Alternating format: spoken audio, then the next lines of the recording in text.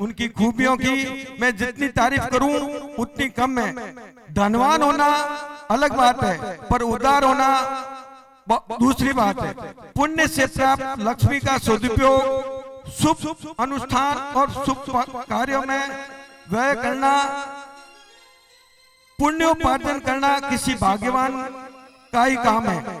मेरे मित्र ने तीर्थ यात्रा संघ का आयोजन करवाकर जहां अपनी लक्ष्मी का सार्थक सदुपयोग किया है, वहीं उनकी उदारता, गुरु निष्ठा, संघ निष्ठा और धर्म निष्ठा का परिचय दिया है। आज मैं परमात्मा एवं गुरुदेव से प्रार्थना करता हूं कि पिछले 3-4 दशक से चली आ रही हमारी ये मित्रता अखंड रहे। जन्म जन्म में हम अभिन्न मित्र बनकर मिलते रहे। हमारी ये दोस्ती इतनी एक में रहे जैसे दूध और पानी एक में होता है। पत्थर बरसों पानी में रहे फिर भी वह कोरा का कोरा ही रहता है, परंतु यदि शक्कर पानी या दूध में मिल जाए तो कुछ ही पलों में एक मेक हो जाती है। हम भी उतने ही एक मेक हैं। मेरे हर काम में उनका संपूर्ण सहयोग होता है। मैं उनका हर काम भी वे मेरे को अधिकार पूर्वक मुझे सौंपते हैं। मेरा प्रेम, मेरा स्नेह और हमारा विश्वास सदा यूं ही अखंड अटूट रहे। यह यात्रा संघ निराबाध रूप से आनंद मंगल पूर्वक संपन्न हो। इन्हीं भावभरी शुभकामनाओं के साथ खुदा ने कहा है, दोस्ती न कर, दोस्तों की भीड़ में तू खो जाएगा। खुदा ने कहा है, दोस्ती न कर, दोस्तों की भीड़ में तू खो जाएगा। मैंने कहा, ये खुदा कभी जमीन पर आकर मेरे दोस्त से मिल, कभी जमीन पे आके मेरे दोस्त से मिल, तू भी ऊपर जाना भूल जाएगा, तू भी ऊपर जाना भूल जाएगा। जय जय। बहुत ही सुंदर भावों के साथ में श्रीमान बाबूलाल जी साहब दुनिया ने आदरणीय श्रीमान रतनलाल जी एवं उनकी दोस्ती के बारे में बताया।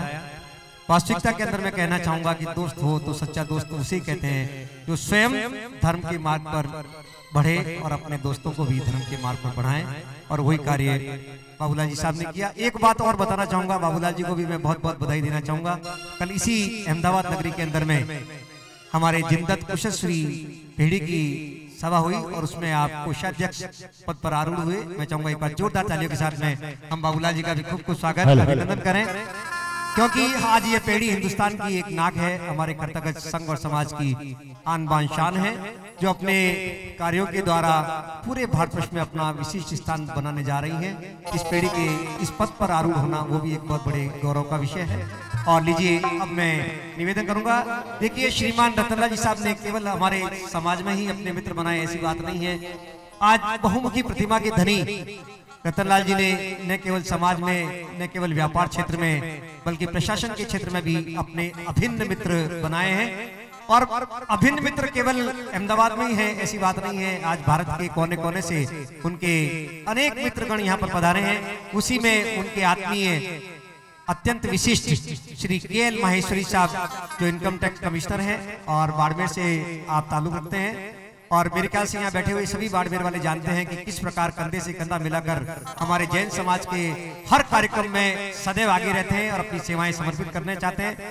मैं चाहता हूँ आज के इस कार्यक्रम में एक बार जोरदार तालियों के साथ उनका खूब खूब हम स्वागत करें, अभिनंदन करें, और उन्हें आमंत्रित कर रहा हूँ, निवेदन कर रहा हूँ, कृपया यहाँ पधारें और अपने जो अंतरंग संबंध है उनके बारे में यहाँ पर हम सबको बताएं। श्रीमान के.एल. माहेश्वरी साहब, उनसे मेरी तरफ प्रार्थना है। अच्छा, हाँ। देखिए, मुझे जैसा अभी भूपत जी ने बताया है कि हमारे जिंदत कुशश्री पीढ़ी की कल यहाँ पर साधारण सभा हुई थी और उसके अंदर में श्रीमान वंशराजी साहब बंसाली को महामंत्री पद पर आरूढ़ किया गया। एक बार उनका भी खूब जोरदार तालियों के साथ हम स्वागत करें और चाहते हैं इन पदाधिकारियों के नेतृत्व के अंदर में हमारी पीढ़ी उत्तरोत्तर प्रगति करती हुई अपने कार्य को, अपने उद्देश्यों को प्राप्त करे। इन्हीं मंगल कामनाओं के साथ में एक बार पुनः महामंत्रित कर रहा हूँ श्री के.एल. माहेश्वरी साहब। मंच पे विराजमान साथी मित्रों, रतनलाल जी आलावाला परिवार की तरफ से जो ये संघ निकाला जा रहा है, पहले तो मैं उनको बहुत बहुत शुभकामनाएं देता हूँ। मेरा और रतनलाल जी का रिश्ता पिछले 45 सालों का है। जब हमारा बचपन साथ में गुजरा है और हमारा दोनों परिवार मतलब 50 सालों से हम लोग साथ में रहते हैं, उनके सुख दुख में हर काम में भागीदार हैं। और इतने मतलब अच्छे व्यक्ति, इतने सरल स्वभाव के, इतने सहयोग करने वाले, हर रात को आप किसी भी समय आप उनको बुलाइए, हर समय हाजिर रहते हैं। उनके जब उन्होंने बताया कि हम संघ निकाल रहे हैं, तो मैंने कहा बहुत ही खुशी की बात है, क्योंकि जैसा हमारे मित्रों ने बताया कि लक्ष्मी का सदुपयोग करना चाहिए। हर आदमी के पास पैसा तो जैन समाज में बहुत सारे लोगों के पास है, लेकिन दिल बहुत कम लोगों के पास है। इतना विशाल दिल वाले रतनलाल जी, बोरा परिवार और उनके सभी भाई लोग, मैं उनको सबको बहुत बहुत शुभकामनाएं और बहुत बहुत बधाई देता हूं कि इस धर्म लाभ ले रहे हैं। और भगवान उनकी इच्छा पूरी करे, मनोकामना पूरी करे। हमारे पूरे परिवार की तरफ से, हमारे मित्रों दोस्तों की तरफ से बहुत बहुत शुभकामनाएं। जय जिनेंद्र।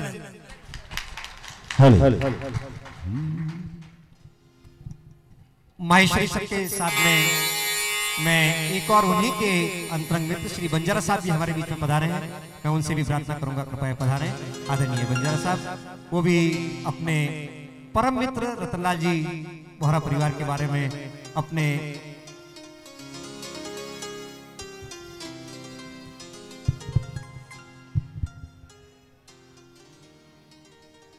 बोलो बोलो भगवान ऋषभदेव महाराज की जय।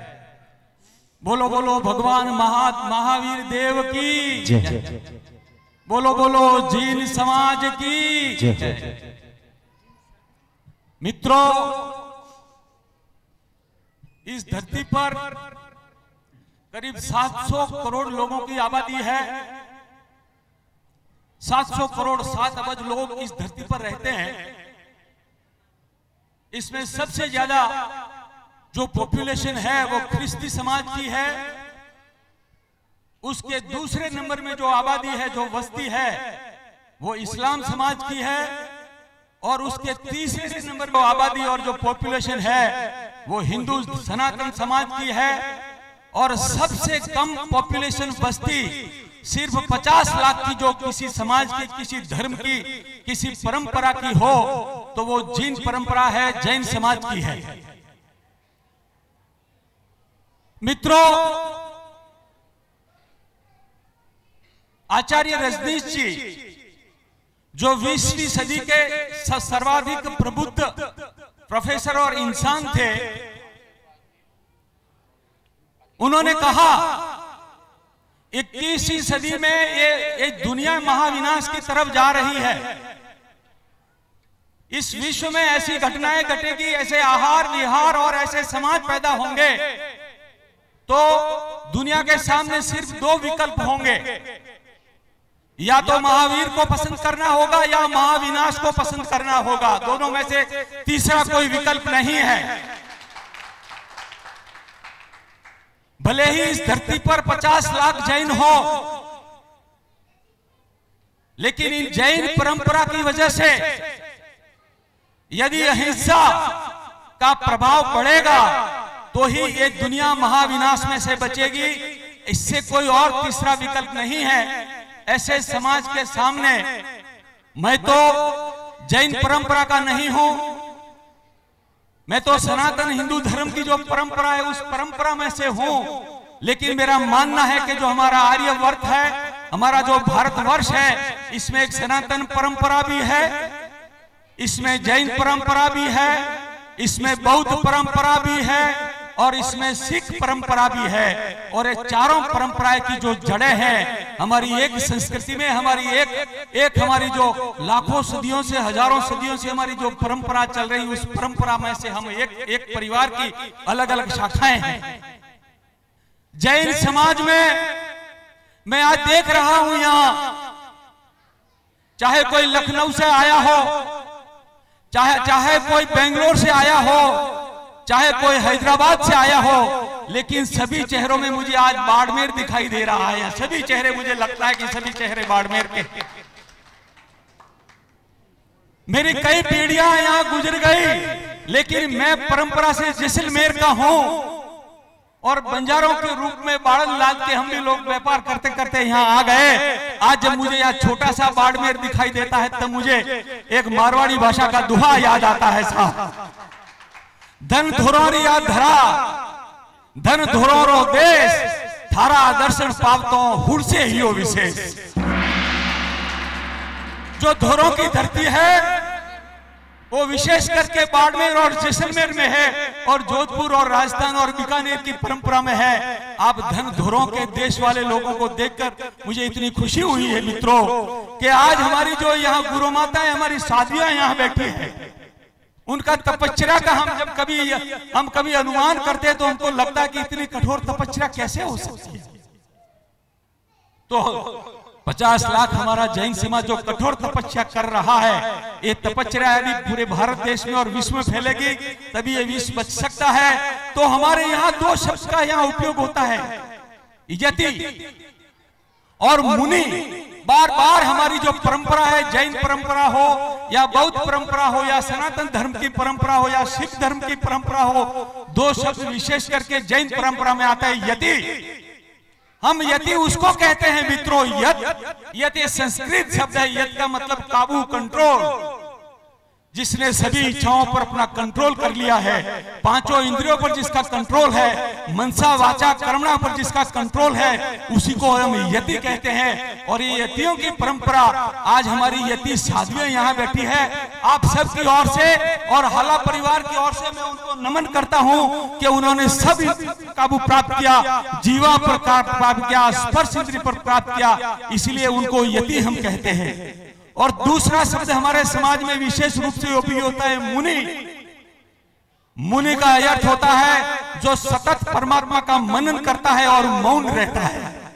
मौन धारण करके जो परमात्मा का, जो गुरु का, और जो हमारे 72 जिनालयों की जो हमने कल्पना की है, 24 वर्तमान तीर्थंकर, 24 जो हो गए वो तीर्थंकर, और 24 जो आने वाले हमारे तीर्थंकर है, हमारे 72 तीर्थंकरों की जो कल्पना की है, उनका सतत मौन धारण करके उनका मनन करना, उसी को हम मुनि कहते हैं। तो मुनि भी यहाँ विराजमान है। इन सब को मुझे लगता है कि मैं आप सब की तरफ से मैं वंदन और सगन करता हूं मित्रों। हमारे भारतवर्ष में 11,000 जातियां हैं और राजस्थान में 400 जातियां हैं। उसमें हमारी जो जैन परंपरा है, जो ओसवाल परंपरा है, इसमें 84 जातियों का उल्लेख किया गया है। इसमें बोहरा जाति भी एक है और एक संघवी जाति है मित्रों। आज ये तीर्थ यात्रा संघ निकल रहा था, मुझे संघवी शब्द याद आता है। पहले के जमाने में जब हम शत्रुजन का जब संघ निकालते थे तो कितनी कठोर तपस्या होती थी। सब लोग चलते थे, कोई गाड़ियां नहीं थी, बैलगाड़ियां नहीं थी, लोग पैदल चलते थे। रास्ते में पर्वत आते थे तो उसको लौंघते थे, नदियां आती थी तो उसको क्रॉस करते थे, जंगल बिहड़ डाकू घोर आते थे तो हम सबको क्रॉस करके जब ये तीर्थ यात्रा होती थी तो हमको पुण्य मिलता था मित्रों।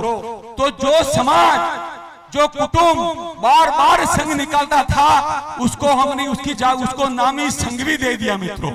जिसकी वजह से आज जो संघ बोहरा परिवार निकाल रहा है, मुझे मालूम है कि आप यहाँ से जो संघ निकालेंगे, और हमारे यहाँ तीसरा तीर्थंकर शब्द आता है, तीर्थ शब्द का अर्थ भी मुझे कहने की इच्छा होती है मित्रों। हमारे यहाँ राजस्थानी में तीर बोलते हैं, नदी के किनारे को तीर बोलते हैं। जो किनारे पर खड़ा है उसको तीर्थस्थ बोलते हैं हम। जो आदमी, एक आदमी होता है जो नदी के प्रवाह में बहता है, गोते खाता है, उलट पुलट करता है, पानी पीता है, मर जाता है। और दूसरे कुछ साधु साध्वियां आतियां और मुनि लोग होते हैं जो तीर्थ के ऊपर खड़े रहते हैं और दूसरों को तारते हैं। जो ऐसे जो तीर्थ शब्द है, तीर्थ की यात्रा हमारे रतनलाल जी निकाल रहे हैं। मेरा उनके परिवार से संबंध है, तो मैं आज खुश हूँ। और आपकी वजह से सभी तीर्थयात्रियों को जो पुण्य मिलेगा, आपकी वजह से जो यहाँ से जो तीर्थ निकलेगा वो केसरिया जी जाएगा, यहाँ से फिर वो ओसिया जी जाएगा, यहाँ से वो हस्तिनापुर जाएगा।